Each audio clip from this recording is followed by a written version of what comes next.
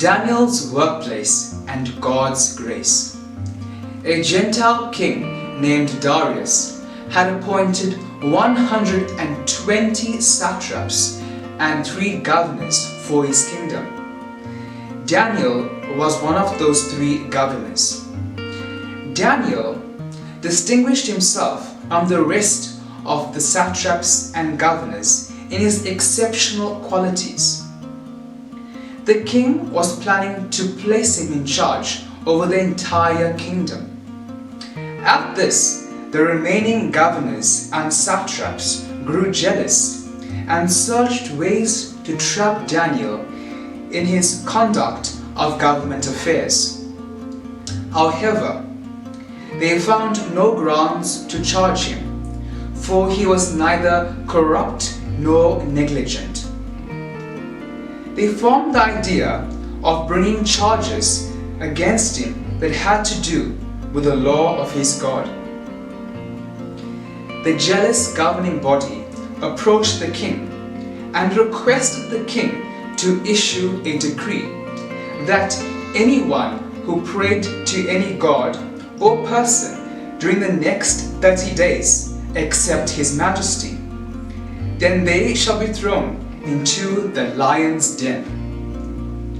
Hearing this, King Darius issued an irrevocable written decree. Daniel became aware of the published decree. He went home and prayed where his windows were left open. As is custom, Daniel got onto his knees and prayed, giving thanks to God. The accusers went to the king and told him they had seen Daniel praying to God. When the king heard this, he was greatly distressed. He was determined to rescue Daniel and made every effort until sundown to save him. The men reminded the king that his decrees were irrevocable. So the king gave the order, and they brought Daniel and threw him into the lion's den. The king said to Daniel, "May your God, whom you serve continually, rescue you." Daniel was thrown into the lion's den, and a stone was placed over the entrance. The king was greatly distressed. At the break of dawn, the king hurriedly went to check up on Daniel. He called out to Daniel, and he replied, "May the king live forever.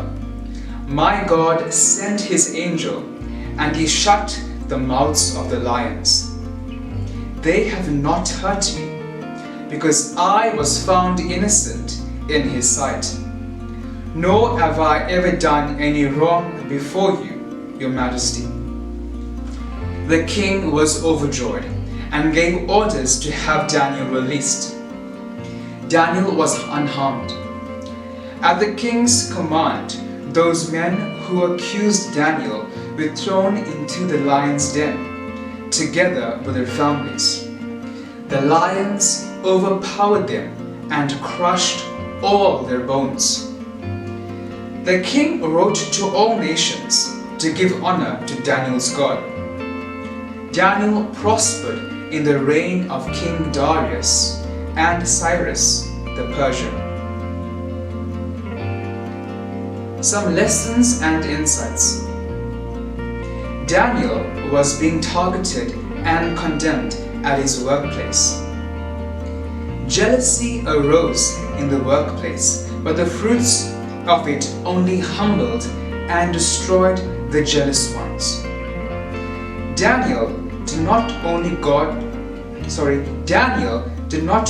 go to God when he had a problem. The story reveals he had a relationship with God. It was his custom to pray at least 3 times a day and praise God. God was the center of his life, and favor accompanied him. A read through the historical book of Daniel reveals he had quite a few trials to overcome. Daniel even acknowledged God's goodness when he was in the pit with lions. We learn that the weapon formed against him did not harm him. God showed him love, so much so that he was favored by the king. It appears the lions were very hungry, yet God shut their mouths and protected his servant from night to day. Daniel's name means God is my judge. Do you seek human approval or God's approval? Daniel's deliverance resulted in many hearing about Daniel's God. Remember to be brave and trust our God. Your situation will be a testimony of God's goodness and faithfulness. Psalms 18 verse 30. As for God, his way is perfect. The word of the Lord is proven. He is a shield to all who trust in him. A self-reflection. Do you turn to God only when you are in trouble? Or do you always seek and praise our God? Until the next episode, goodbye and God bless.